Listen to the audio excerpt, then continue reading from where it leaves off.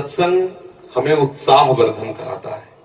सत्संग हमें भगवान के अद्भुत अद्भुत करुणा में लीला चरित्रों का ज्ञान कराता है। साधु समागम से हमारे हृदय में भगवान नाम रूपी धन के प्रति महत्व बुद्धि होती है। पहला सबसे सावधानी की आवश्यकता है कि कुसंग त्याग करके सत्संग करें। दूसरी सावधानी की आवश्यकता है भोजन। अगर आप यहाँ सत्संग के और गंदे विचार वालों का संग किया, अभिमानी जनों का संग किया, तो इसका रंग नहीं चढ़ेगा, क्योंकि बहुत जन्मों से हम उसी कुसंग में पड़े रहे। अगर कुसंग ना होता तो हमारे हृदय में भगवत प्रीति उदय हो गई होती। ये पहचान है, कुसंग की पहचान है। नाना प्रकार की दुर्वासनाएं, शरीर भोग आदि के लिए हमारे हृदय में लालसा होना, वो है। इसका मतलब बहुत समय से कुसंग होता रहा है। अब कुसंग के संस्कार अधिक होने के कारण सत्संग के संस्कार जब अंदर जाएंगे तो कुसंग को भगाने की चेष्टा करेंगे, और कहीं कुसंग मिल गया तो कुसंग के संस्कार और पुष्ट हो जाएंगे। एक संसार दुष्ट की संगति, ताहू में तुम पुष्ट कराओ। विनती करो सकल धर्मिंसो, धर्मी हुए जिन नाम धराओ। कर सेवक जी कह रहे हो, वैसे संसार में दुष्ट स्वभाव की बढ़ोतरी है, और यदि तुम दुष्ट स्वभाव वाले लोगों से मिलते रहे तो तुम्हारा दुष्ट स्वभाव पुष्ट हो जाएगा। फिर आप दीक्षा लेने के बाद भी प्रेम रस का अनुभव नहीं कर पाएंगे। तो हमारा संग पहले ठीक हो, कुसंग का त्याग करके सत्संग करे। और फिर दूसरी बात, आहार शुद्ध हो। आहार शुद्धि सत्य शुद्धि, अर्थात हमारा आहार शुद्ध हुआ तो हमारा मन शुद्ध हो। ऐसे ग्रामीण भाषाओं में कहते हैं, जैसा खाओ अन्न वैसा बने मन, जैसा पियो पानी वैसी बने वाणी। ऐसे गांव में भी ऐसे चर्चाएं होती है। तो हमारा अन्न ठीक होना चाहिए, भोजन ठीक होना चाहिए। सात्विक भोजन भगवान को अर्पित करके, प्रियालाल को अर्पित करके पाया जाए, साधु समागम किया जाए, शास्त्रों का स्वाध्याय किया जाए। भगवान शंकराचार्य जी ने साधन पंचक का गान किया है, उसमें से आगे आगे के 5 शब्द हम बताते हैं। पहला है वेदो नित्य मधीयताम, दूसरा है संगा सत्सु विधीयताम, तीसरा है महावाक्यार्थस्य विचारिताम, चौथा है क्षुद व्याधित चिकित्सिताम, पांचवा है एकांते सुखमाश्रिताम अथातो ब्रह्म जिज्ञासा।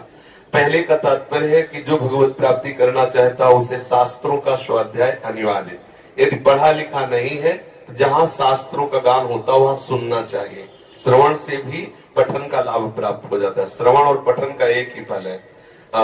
सेवक हरिवंश महाप्रभु ने कहा, श्रवण सुनत प्रापक रति राधा पद अम्बुज सुकुमार। यदि हम प्रियालाल की चर्चा सुनते रहे, वाणी सुनते रहे, तो हमें प्रियालाल के चरणों में प्रेम हो जाए। वेदो नित्य मधीयताम, शास्त्रों का हम नित्य स्वाध्याय करें या श्रवण करें।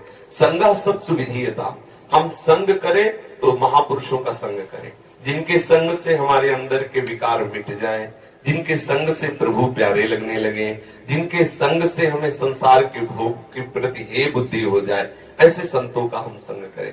और महावाक्यार्थस्य विचारिताम, जो महापुरुषों ने अनुभव किया है, वो जो वचन बोलते हैं, वैसे यहाँ महावाक्य का तात्पर्य तो अहम ब्रह्मास्मादि से है, लेकिन हम उसको इस रूप में लेते हैं कि जो संत महापुरुषों ने जीवन में अनुभव करके और वो शास्त्रों का सार वाक्य बोलते हैं, विचारिताम, वाक्यार्थस्य विचारिताम, हम उनके वाक्यों के अर्थ का विचार करें। जो संत जन कहते हैं हम उस विचार में डूबे, उसे आचरण में उतारे। फिर बात कही, क्षुद व्याधि चिकित्सिताम, क्षुधा रूपी व्याधि की चिकित्सा करें।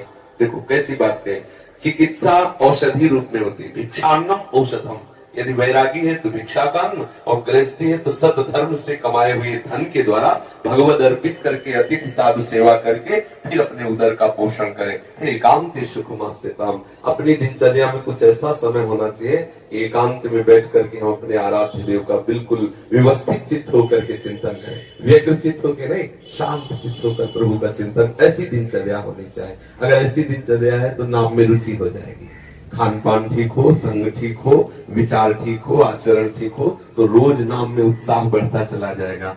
अब एक मटकी में चाहे जितना पानी भरो, थोड़ा सा छेद कर दो तो भरेगी नहीं, खाली होती चली जाएगी।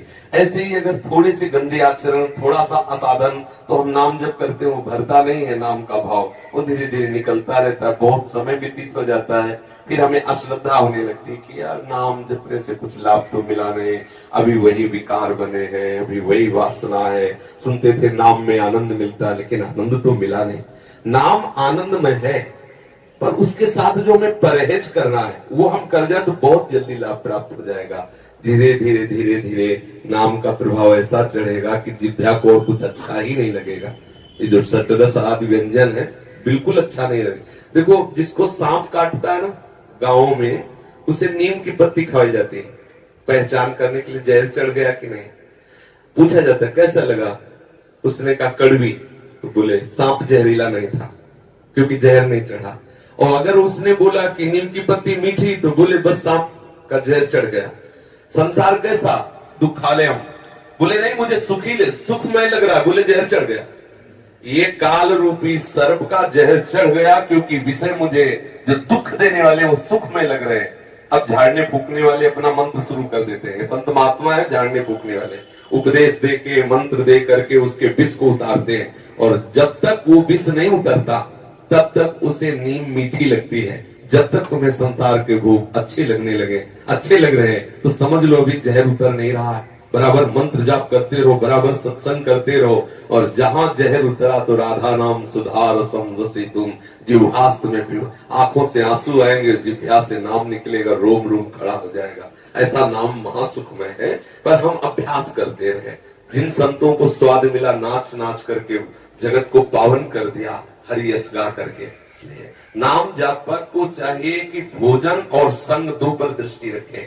भले उपवास करना पड़े, अशुद्ध अपवित्र जिसे हम जानते नहीं, जिसके चरित्र को हम नहीं जानते, उसके हाथ का ना पावे। पता नहीं कौन से आचरण करके कैसा लाया है भोजन, वो हमारी बुद्धि को कैसा प्रभावित कर दे। ये अगर दो बात ध्यान रही, संग और भोजन, तो हमारा भजन बढ़ता चला जाए।